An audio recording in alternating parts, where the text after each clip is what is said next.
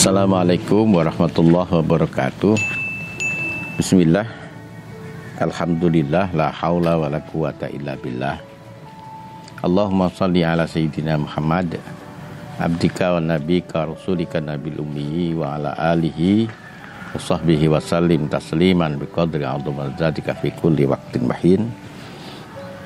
Para santri, wali santri dan juga pemirsa yang dimuliakan Allah, apa kabar kalian hari ini?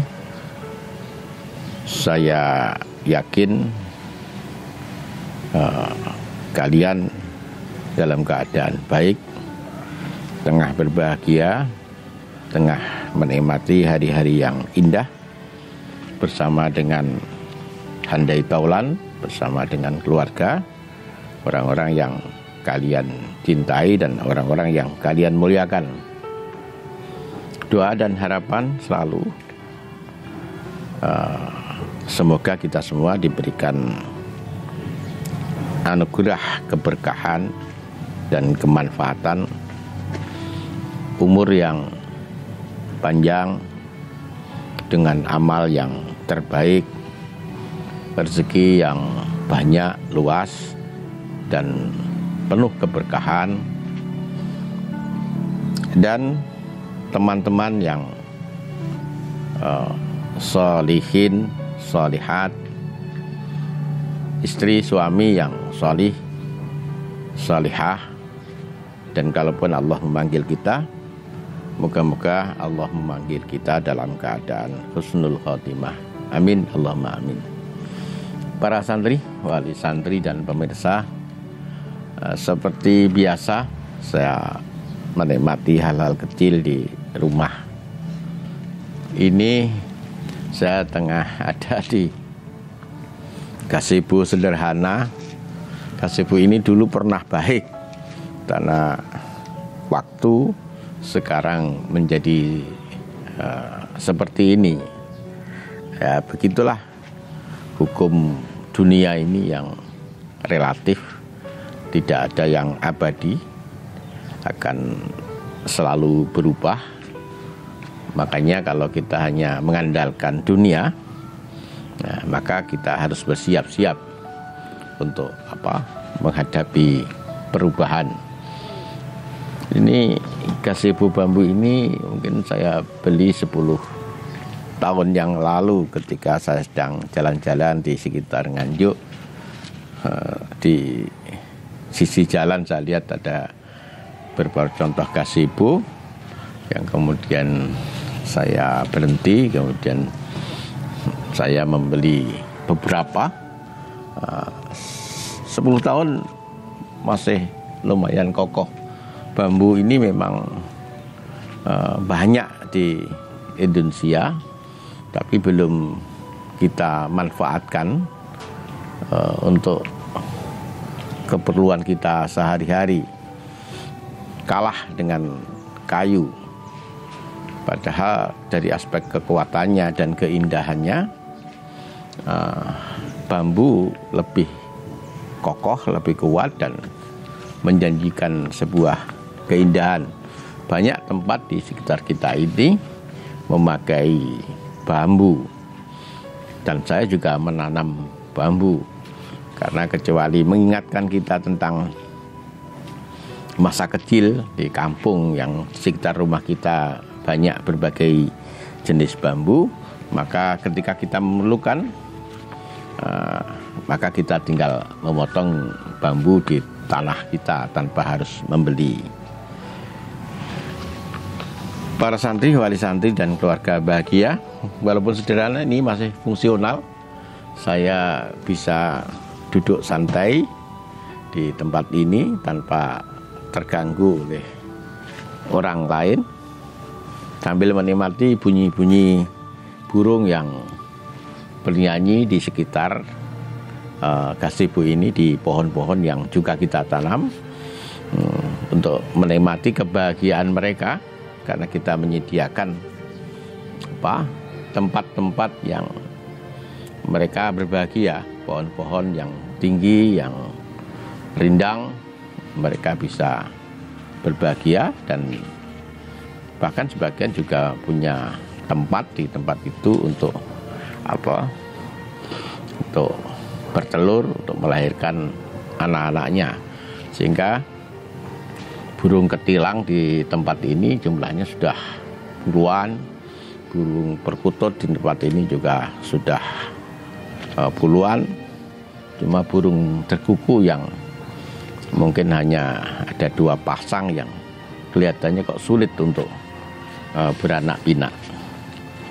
Nah, inilah situasi di sekitar rumah kita. Memang kelemahan saya itu adalah suka sendiri. Mestinya dalam era seperti ini kita harus banyak bersosialisasi. Tapi yang tiap orang punya kelebihan dan kekurangannya. Saya lebih suka menyendiri. Dalam sendiri itu saya bisa menikmati hal-hal kecil yang ada di sekitar kita. Apa tanaman-tanaman yang kelihatan tunas barunya, atau buah pepaya yang mulai berkembang dan berbuah, atau lombok yang kelihatannya sudah mulai berbuah. Semuanya bisa kita nikmati dalam kesendirian. Para santri, wali santri, dan juga pemirsa, sebelum saya teruskan vlog ini, jangan lupa like, subscribe, dan share ke media sosial yang lain agar vlog ini berkembang. Dan kalau ada manfaatnya bisa dinikmati, dilihat lebih banyak orang.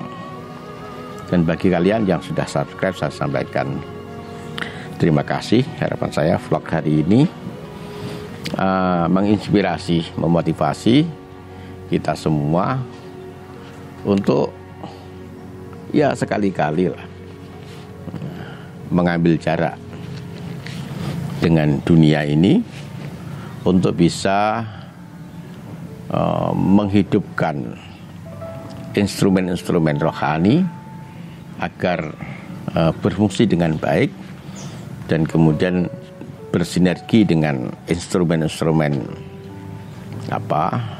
dohiriyah kita, sehingga kolaborasi antara instrumen dohir dan instrumen batin ini akan bisa memastikan bahwa apapun aktivitas kita adalah aktivitas yang memberikan manfaat, juga aktivitas yang bisa kita dedikasikan kepada Allah Subhanahu wa Ta'ala. Sebenarnya setiap orang itu mesti memiliki motivasi di dalam melakukan sesuatu. Dan kalau kita lihat motivasi seseorang untuk beraktivitas hanya 2, yaitu linnas untuk memperoleh apresiasi, penghargaan, penglihatan dari sesama manusia. Yang kedua adalah untuk mendapatkan apresiasi, penghargaan, nilai dari Allah Subhanahu wa Ta'ala. Aktivitas yang kita harapkan mendapatkan apresiasi dari sesama manusia, paling hasilnya adalah kekaguman, pujian, mungkin penghargaan dari pribadi orang atau mungkin lembaga, tapi tidak punya nilai lebih daripada itu. Tapi kalau perbuatan itu kita niatkan untuk Allah Subhanahu wa Ta'ala, yang pertama akan punya nilai di sisi Allah, akan ada pahala, akan imbalan di sisi Allah, akan ada catatan sekecil apapun di sisi Allah, dan juga akan ada penghargaan pada sisi sesama manusia. Ya, ini kelebihan kita. Kalau kita bisa selalu memotivasi apapun aktivitas kita hanya kepada Allah. Oleh karena itu, para santri, wali santri dan pemirsa, untuk bisa agar motivasi kita lillahi ta'ala, yang pertama tentu ada ilmu. Makanya Rasulullah Sallallahu Alaihi Wasallam memerintahkan kita untuk mencari ilmu, mulai dari ayunan hingga liang lahat, bahkan menempuh perjalanan yang sangat jauh di negeri Cina misalnya. Ini agar kita bisa selalu memberi nilai yang terbaik, berikan seluruh aktivitas kita itu yang terbaik. Yang kedua, agar selalu aktivitas ini kita dedikasikan kepada Allah, karena aktivitas itu kita peruntukkan kepada Allah harus baik, harus sempurna. Jangan ada aktivitas yang sekadarnya, walaupun aktivitas itu seakan-akan sebuah adat, sudah kebiasaan, seperti makan, minum, tidur, buang hajat. Ini adalah pekerjaan yang natural, yang biasa. Tapi kalau itu dilandasi dengan ilmu, niat yang baik, maka bisa jadi perbuatan-perbuatan yang sederhana, yang berkesan seakan-akan itu adalah adat, akan menjadi ibadah yang menyebabkan Allah ridho terhadap kita. Dan orang yang melakukan perbuatan yang dimotivasi karena Allah, ini memang ada beberapa tingkatan. Yang pertama, ia melakukan karena takut terhadap siksa Allah, takut terhadap neraka dan segala penderitaannya. Dan yang kedua adalah harapan terhadap kenikmatan surga. Tidak salah orang melakukan kegiatan karena takut kepada Allah dan mengharap surga. Tapi orang-orang yang sudah sampai pada tahapan tertentu, orang ini melakukan kegiatan aktivitas tak lagi karena takut atau karena mengharapkan sesuatu, tapi ia melakukan aktivitas karena malu dan syukurnya kepada Allah Subhanahu wa Ta'ala.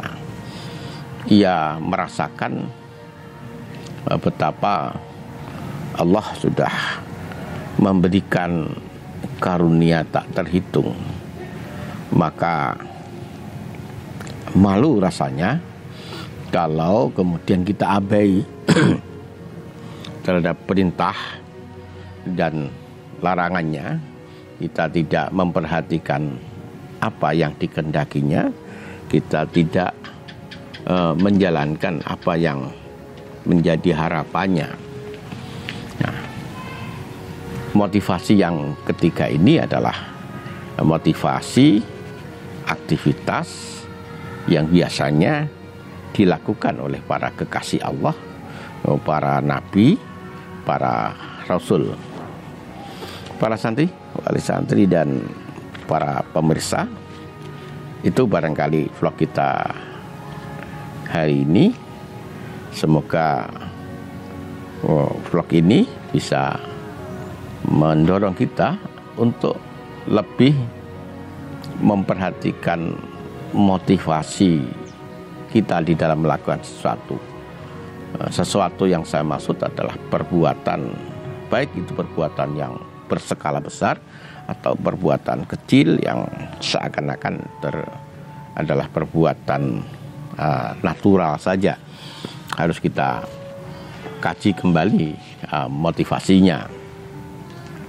Dengan itu kita berharap kalaupun kita tidak mendapatkan nilai-nilai besar dari Allah, paling enggak aktivitas kecil kita itu juga bisa mendapatkan penilaian dari Allah Subhanahu wa Ta'ala. Terima kasih atas perhatiannya. Assalamualaikum warahmatullahi wabarakatuh.